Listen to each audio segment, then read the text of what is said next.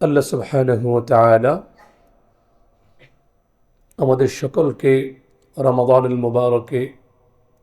রমাদানুল মুবারককে উসিলা করে ভয়াল জাহান্নাম থেকে বেঁচে আমাদেরকে জান্নাত লাভের তৌফিক দান করুন। আমরা সকলে বলি আমিন। মোহতারাম হাজিরিন, জীবনের মুহূর্তগুলো চোখের পলকে কেটে যাচ্ছে। মাঝে মাঝে নীরবে নিভৃতে একান্তে নিজের জীবন নিয়ে আমাদের ভাবা উচিত। একসময় পৃথিবীতে আমি ছিলাম না, আমার কোনো অস্তিত্ব এই পৃথিবীতে ছিল না। আল্লাহ রাব্বুল আলামিন দয়া করে মায়া করে আমার অস্তিত্ব দিলেন। মুসলিম পিতার ঔরসে মুসলিম মায়ের গর্ভে একটা সুন্দর প্রসেসিংয়ের মাধ্যমে নিখুঁত প্রসেসিং, নিখুঁত পরিকল্পনা, সুনিপুণ পরিকল্পনার মাধ্যমে সুন্দর অবয়বে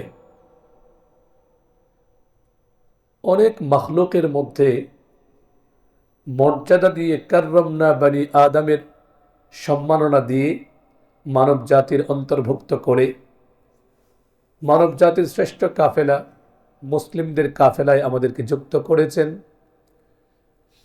শৈশব পেরিয়ে কৈশোরে পদার্পণ করে আবার কৈশোর থেকে তারুণ্য পেরিয়ে প্রৌঢ়ত্বে, এরপর আস্তে আস্তে বার্ধক্যে উপনীত হয়ে বিদায়ের অপেক্ষায় জীবন অপেক্ষমান থাকে। এই যে জীবনের পালাবদল, প্রতিটা দিন সূর্য উদিত হয়, আস্তে আস্তে সূর্য তার তেজ বাড়ায়, তেজোদ্দীপ্ত হয়। তেজোদ্দীপ্ত সূর্য আলো ছড়াতে ছড়াতে পৃথিবীটাকে আলোকিত করে সাঁঝের বেলায়, বিকেল বেলায় আবার আলোহীন হয়ে আল্লাহর হুকুমে ডুবে যায়। মানব জীবনের সঙ্গে দারুণ একটা সাযুজ্য রয়েছে। অসহায় বাচ্চা, কিছুই বোঝে না, কান্না ছাড়া যার কোনো অস্ত্র নেই। আস্তে আস্তে আল্লাহ রাব্বুল আলামিন তাকে বোধ বুদ্ধি দান করেন। যে বাচ্চা কিছুই বুঝতো না, এক সময় সে একটা সমাজকে, একটা রাষ্ট্রকে পরিচালিত করে রাষ্ট্রের ক্ষমতায় অধিষ্ঠিত হয়, সমাজের নেতায় আবির্ভূত হয়। এই যে বিষয়গুলো, এগুলো নিয়ে ভাবা উচিত। আমরা যদি কোরআন মাজিদ, কোরআনুল কারীম তিলাওয়াত করি, তাহলে দেখতে পাই প্রায় সময় আল্লাহ রাব্বুল আলামিন একাধিক সূরার মধ্যে মানব জীবনের এই যে রূপান্তর, এক অবস্থা থেকে আরেক অবস্থায় যাওয়া, এ বিষয়ে আল্লাহ রাব্বুল আলামিন আমাদেরকে বারবার দৃষ্টি আকর্ষণ করেছেন।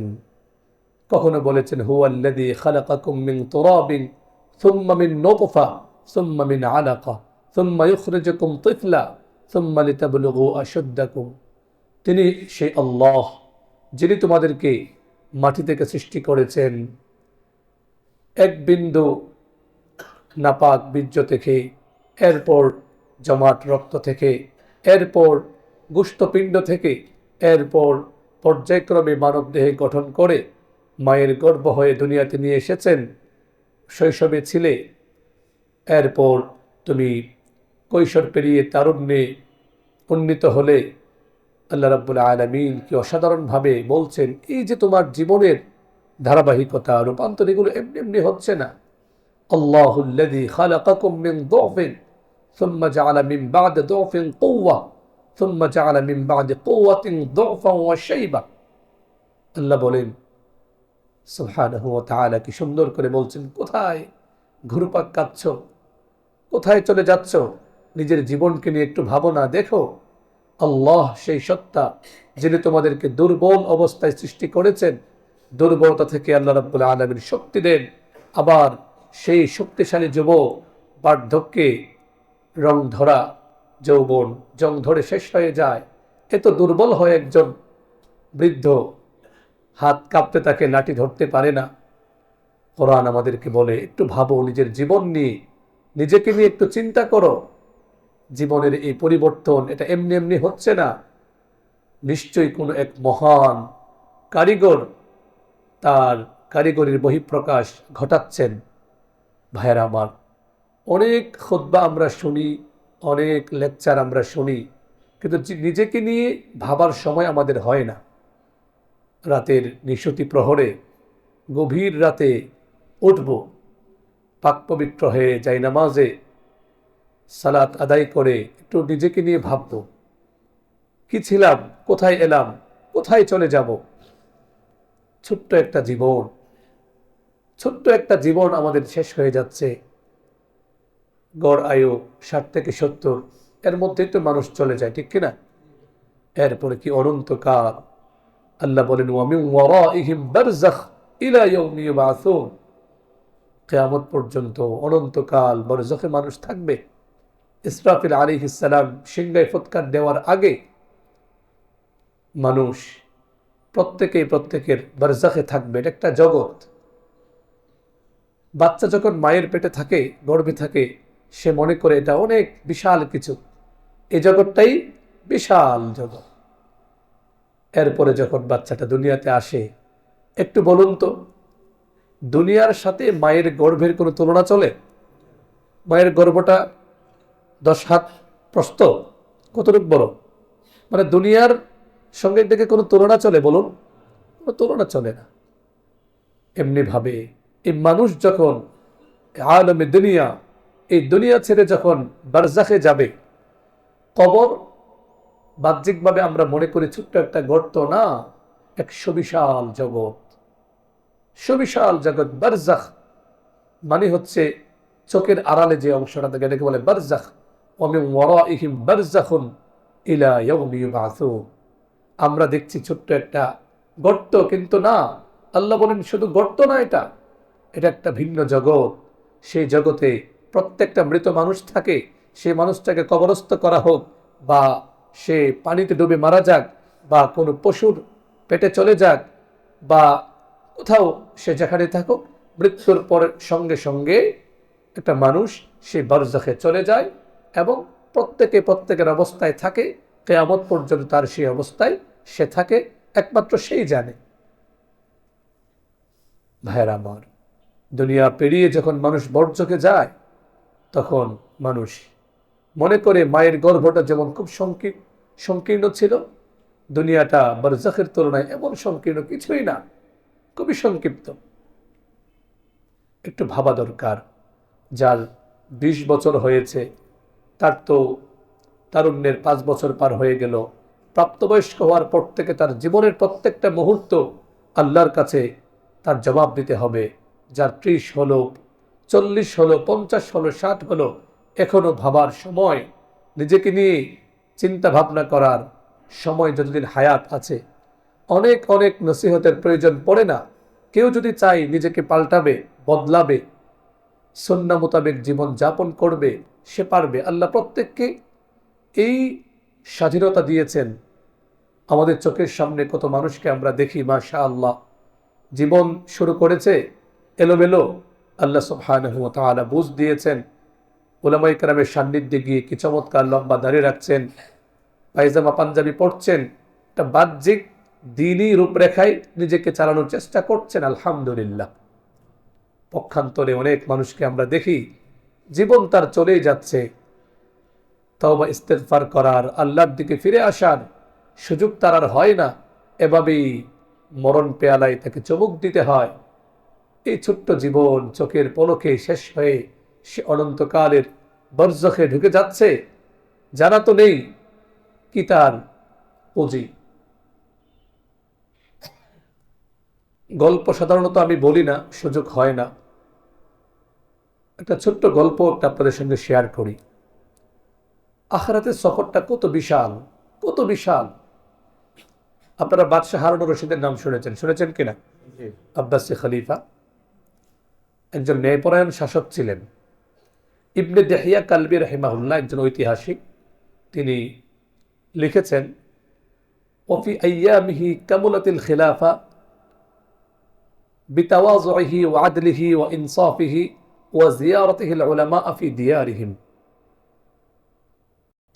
170 হিজরিতে তিনি খলিফা হয়েছিলেন। 149 হিজরিতে ওনার জন্ম, 170 হিজরিতে খলিফা হয়েছেন, 193 হিজরি পর্যন্ত প্রায় 23 বছর মুসলিম জাহানের আব্বাসি খেলাফতের খলিফা ছিলেন। এত বড় আল্লাহওয়ালা মানুষ ছিলেন,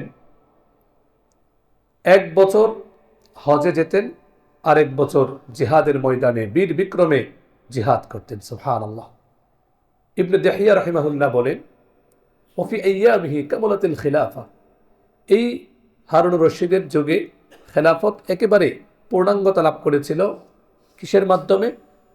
বিতাওয়াজুহি, তার বিনয় ছিল অসাধারণ, সকলের হৃদয় ছুঁয়ে যেত তার বিনয়।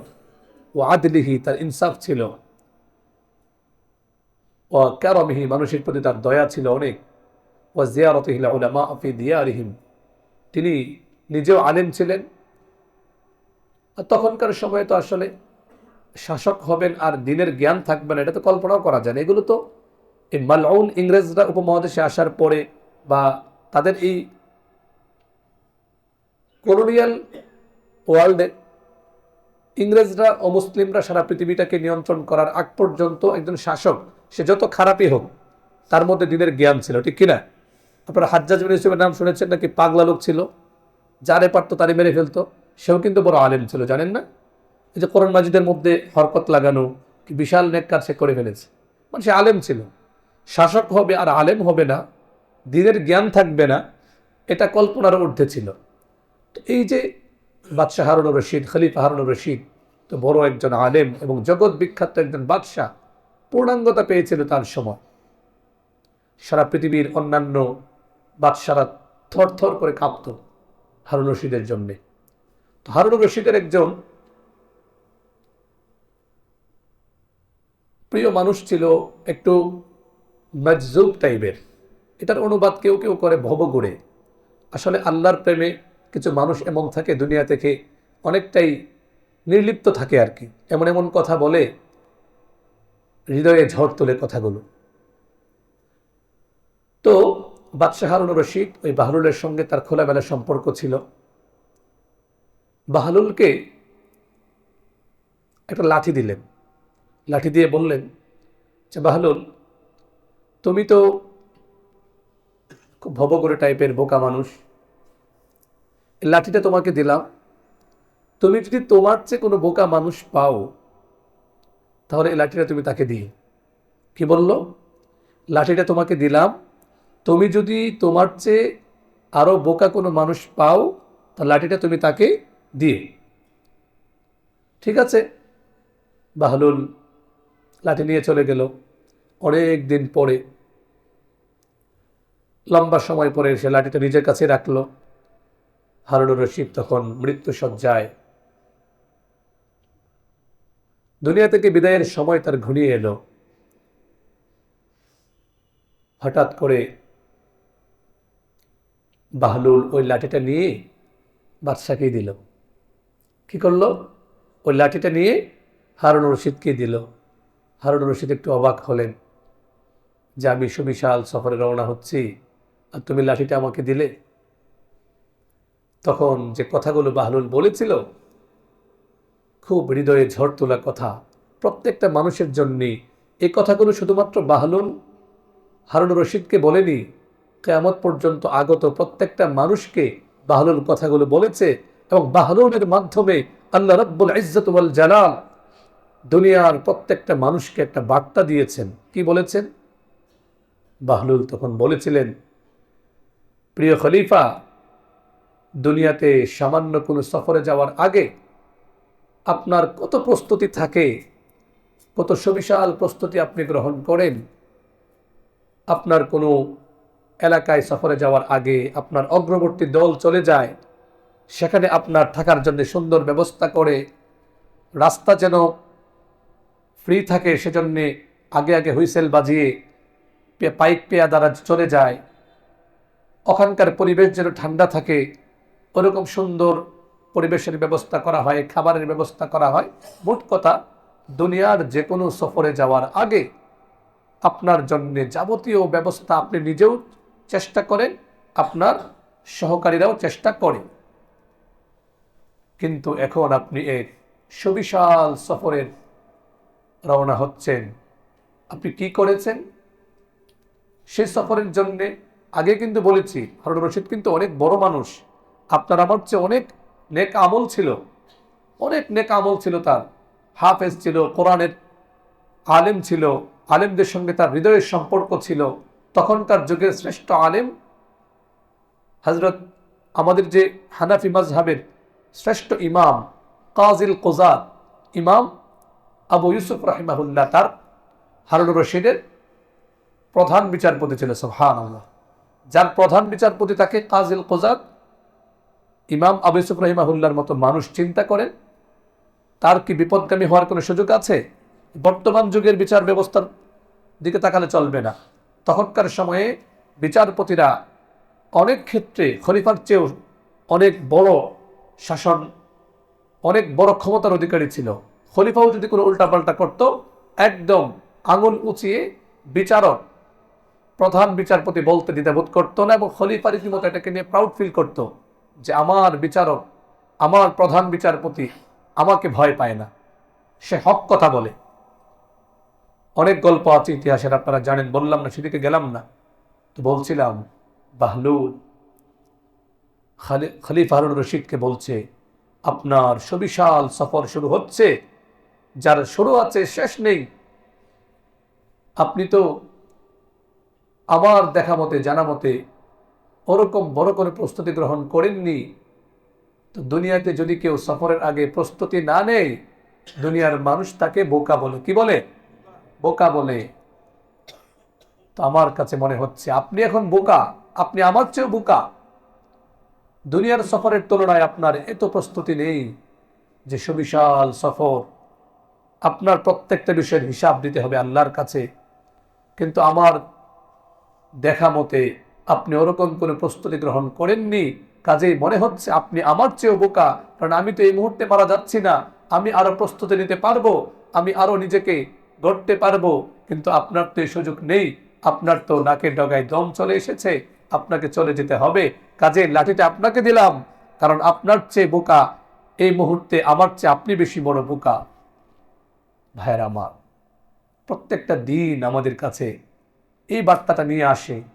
হাদিসের কথা, সূর্য যখন উদিত হয়, সূর্য বলে ইয়া বনি আদম ইয়ামাল ফিয়া, হে বনি আদম, আমি সূর্য থেকে শিক্ষা নাও, আমি থাকতে থাকতে তোমরা নেক আমল করো, কারণ ফাইন্নী গায়রু মুকাররারিন আবাদা, কিয়ামত পর্যন্ত আজকের এই সূর্য আর আসবে না।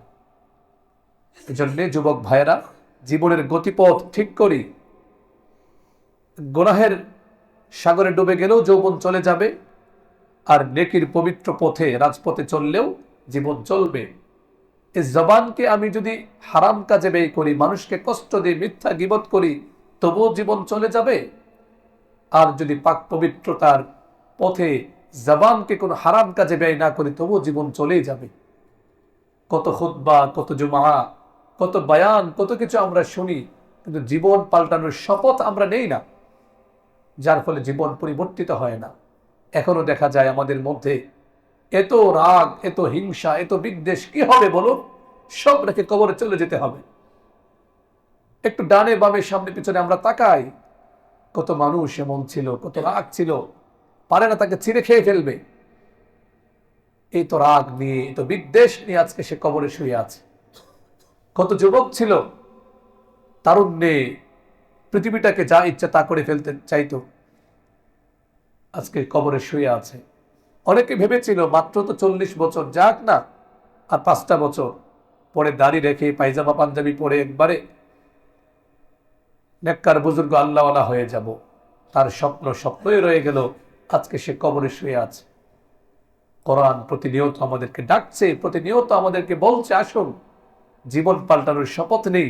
এই 1447 হিজরির রমজানের মুবারকটা হবে এমন যে আমি এই রমজানে নিজেকে পাল্টে ফেলবো ইনশাআল্লাহ। আমার জায়গা থেকে আল্লাহ অসন্তুষ্ট হন এমন কোনো কাজ আমি করব না। অনেক হয়েছে, অনেক হয়েছে, জীবন চলেই যাচ্ছে, চলেই যাবে। আমাকে নিঃসন্দেহে মৃত্যুর পেয়ালায় চুমুক দিতে হবে। যৌবন ফুরিয়ে যাবে, বার্ধক্য চলেই আসবে, নিজেকে পাল্টাই, নিজেকে প্রশ্ন করি, রাতের গভীরে নিশতি প্রহরে একটু উঠি, জাগি, কি করার আর কি করছি।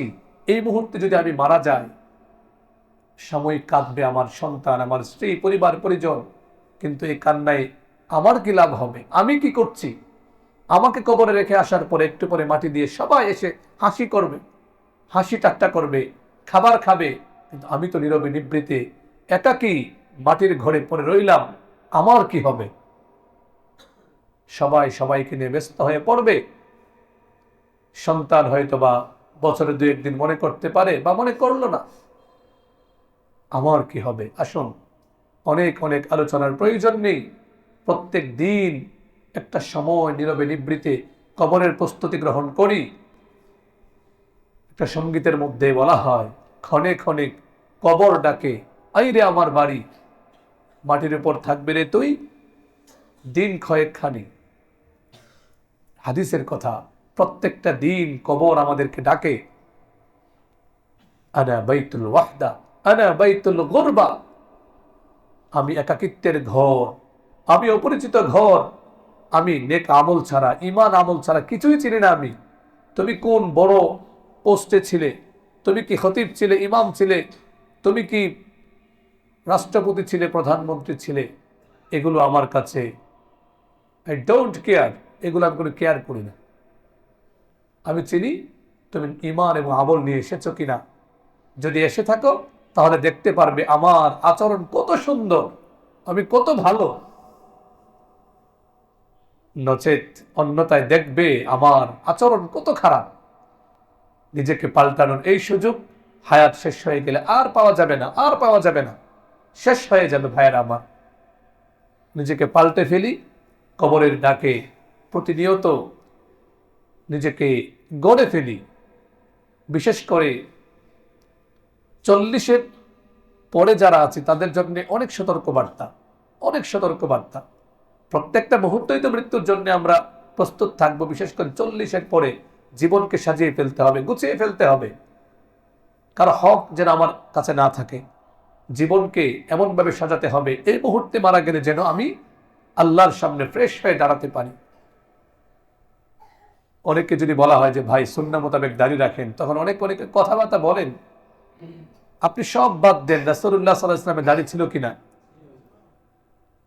সাহাবায়ে কেরামের দাড়ি ছিল কিনা, উম্মতের উলামায়ে কেরামের দাড়ি আছে কিনা, বাস। আমাকে কবরে রাখার পরে আল্লাহ যদি এই ওসিলা আমাকে মাফ করেন যে এই পাগলের তো দাড়ি আছে, আর আমার হাবিব সাল্লাল্লাহু আলাইহি ওয়াসাল্লামের লম্বা দাড়ি ছিল, যা মাফ করে দিলাম। হতে পারে না এমনটা? যুবক ভাইয়েরা সতর্ক হন। এই 4.5 বছর 5 বছর হতে চললাম এখানে খুতবা দিচ্ছি, আমার চোখের সামনে আলহামদুলিল্লাহ অনেককে দেখছি দিনের পথে চলার চেষ্টা করছেন, প্রতিজ্ঞা করছেন। আপনি আমি যদি প্রতিজ্ঞা না করি, আল্লাহ বলেন ওয়ায়াহদি ইলাইহি মাইয়ুনিব, যে আল্লাহর দিকে যেতে চায়, আল্লাহর প্রিয় হতে চায়, আল্লাহ তাকে পথ দেখান। সুবহানাল্লাহ।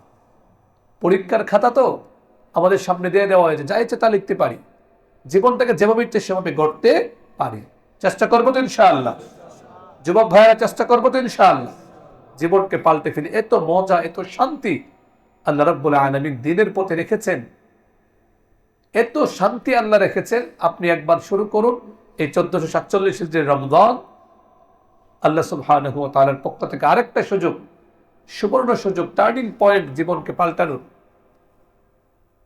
আল্লাহ রাব্বুল আলামিন আমাদের প্রত্যেককে দুনিয়া থেকে বিদায়ের আগেই নিজেকে সাজিয়ে ঈমান আমলে সুরভিত করে আমরা যেন দুনিয়া থেকে বিদায় হতে পারি। সর্বোপরি আমরা যেন নিজেকে নিয়ে ভাবতে পারি, নিজেকে নিজে গড়তে পারি। দুনিয়ার মানুষ কে কি বলবে না বলবে সেটা পরে, আমি যেন হিংসা বিদ্বেষ মুক্ত একটা পবিত্র হৃদয় নিয়ে যেন আল্লাহর সামনে যেতে পারি। গতকালকে তারাবির নামাজে আমরা 9ম রাকাতে হযরত ইব্রাহিম আলাইহিস সালামের গল্প শুনতে শুনতে আমরা পড়েছিলাম, আল্লাহ রাব্বুল আলামিন জানাচ্ছেন ইয়াউমা লা ইয়ানফাউ মালু ওয়ালা বানুন ইল্লা মান আতাল্লাহা বিকলবিন সালিম। 26 নম্বর সূরা, সূরাতুশ শুআরা 88, 89, 90 নম্বর আয়াতে আল্লাহ বলেন, সেই দিনকে স্মরণ করো যেদিন কোনো ধন সম্পদ কাজে আসবে না, তবে কাজে আসবে একটা ফ্রেশ, স্বচ্ছ, পবিত্র, কলবে সালিম হৃদয় নিয়ে যে আল্লাহর সামনে দাঁড়াবে, আল্লাহ তাকেই মাফ করে দিবেন। সুবহানাল্লাহ। আরে রমজান হচ্ছে অন্তরকে সচ্চরিত্রবান করার, পবিত্র করার একটা কোর্স, একটা ট্রেনিং। আমি যে আয়াতে কারিমা পড়েছিলাম খুতবায়, সূরাতুল বাকারা 183 নম্বর আয়াতে আল্লাহ বলেন, ইয়া আইয়ুহাল্লাযীনা আমানু কুতিবা আলাইকুমুস সিয়ামু কামা কুতিবা আলাল্লাযীনা মিন ক্বাবলিকুম লাআল্লাকুম তাত্তাকুন। সুবহানাল্লাহ। রোজাকে আল্লাহ এজন্য বিধিবদ্ধ করেছেন, ফরজ করেছেন, যাতে করে আমরা তাকওয়া অবলম্বন করে হৃদয়টাকে স্বচ্ছ, পবিত্র করতে পারি, আর পবিত্র হৃদয়ে আল্লাহর সামনে দাঁড়াতে পারি, এবং এই পবিত্র হৃদয় কেবল আল্লাহর কাছে গ্রহণযোগ্য হবে, এছাড়া আর কোনো কিছুই আল্লাহর কাছে গ্রহণযোগ্য হবে না। সুযোগ, হিংসা, বিদ্বেষ, অহংকার কি লাভ হবে বলুন? এখনো দেখা যায় অনেকের 60, 70, 80 বছর হয়ে গিয়েছে, রাগ, হিংসা, বিদ্বেষ কমে না। আপনি মানুষকে ক্ষমা করেন, আল্লাহ আপনাকে ক্ষমা করে দিবেন। সুবহানাল্লাহ। আপনি যদি আজকে থেকে প্রতিজ্ঞা করেন যে আমি মানুষকে ক্ষমা করে দিব, আখিরাতে তো আপনি আল্লাহর ক্ষমা পাবেন, দুনিয়াতেও আপনি মনে শান্তি পাবেন। যারা মানুষকে ক্ষমা করতে জানে, আল্লাহ ইনস্ট্যান্ট তাদেরকে যে পুরস্কারটা দেন, আল্লাহ তাদের অন্তরটাকে শান্ত করে দেন, তাদের জীবনটাকে আল্লাহ মজার, মধুর করে দেন। সুবহানাল্লাহ। আর যারা এটা পারে না, এরা সবসময় ঘুমের মধ্যেও একটা অস্থিরতার মধ্যে থাকে, এরা ব্রেন স্ট্রোক করে নিস। আর যারা মানুষকে সবসময় মাফ করে দেয়, আল্লাহ তো কিয়ামতের দিন তাকে মাফ করবেন। আল্লাহ বলবেন, আমার বান্দা, আমি তো ক্ষমা করার মালিক, আমি, আমার গুণ তুমি ধারণ করেছো, আমি তোমাকে মাফ করে দিলাম। সুবহানাল্লাহ। সর্বশেষ কথা হচ্ছে, রমাদানুল মুবারকে প্রত্যেকটা রোজা আমরা রাখছি। একটা হাদিস বলে আমি শেষ করছি, সহিহ বুখারী শরীফের 3257 নম্বর হাদিস। আমি খুতবায় হাদিসটা পড়েছিলাম।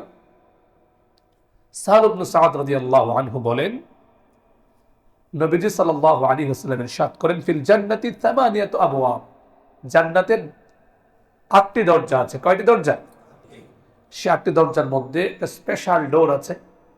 ফিহা বাবুন ইউসাম্মা রায়্যান, 8টি দরজার মধ্যে একটা বিশেষ দরজা হচ্ছে, যার নাম হচ্ছে রায়্যান। কি নাম? অনেকে বাচ্চাদের নাম রাখে না রায়্যান, চমৎকার নাম, সুন্দর নাম, রায়্যান। নাম খুঁজে পাই না, বাচ্চাদের কি নাম রাখবেন? রাখবেন রায়্যান। তো সেই জান্নাতের দরজার নাম হচ্ছে রায়্যান। রাসূল আকরাম সাল্লাল্লাহু আলাইহি ওয়াসাল্লাম বলেন, লা ইয়াদখুলুহু ইল্লা সাইমুন, কিয়ামতের দিন ওই রায়্যান দরজা দিয়ে কেবল যথার্থভাবে রোজা রাখনেওয়ালা সায়েম, রোজাদাররা বিশেষ মর্যাদায় সংবর্ধনা নিয়ে আল্লাহর তৈরি জান্নাতের মেহমান হয়ে যাবে। শর্ত হচ্ছে রোজাটা রোজার মতো হতে হবে। আল্লাহ আমাদের সকলকে তৌফিক দান করুন, রমাদানুল মুবারককে কাজে লাগানোর তৌফিক দান করুন। আমরা যেন যথার্থভাবে হিংসা, বিদ্বেষ মুক্ত হৃদয় নিয়ে রমজান কাটিয়ে যাপিত জীবন পার করে আমরা যেন রায়্যান দরজা দিয়ে আল্লাহর তৈরি জান্নাতের মেহমান হতে পারি। আল্লাহ তৌফিক দান করেন, বলুন আমিন। ওয়া আখিরু দাওয়ানা আলহামদুলিল্লাহি রাব্বিল আলামিন।